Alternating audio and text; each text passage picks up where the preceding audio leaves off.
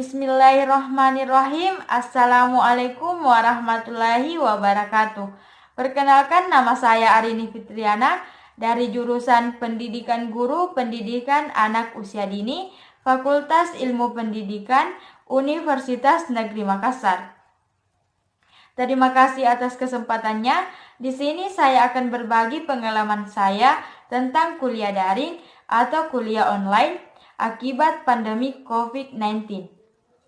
Kuliah daring atau kuliah online adalah sistem pembelajaran yang memanfaatkan akses internet sebagai media pembelajaran.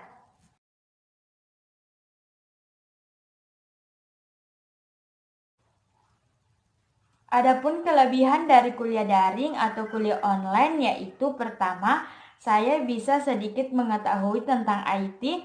Kedua, saya bisa kuliah dimanapun dan kapanpun saya inginkan.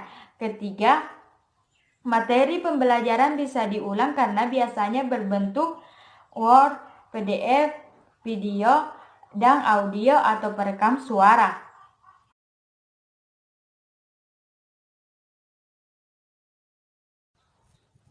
Adapun kekurangan dari kuliah daring atau kuliah online yaitu jaringan internet terhambat atau susah sinyal sehingga bisa ketinggalan materi pembelajaran atau diskusi.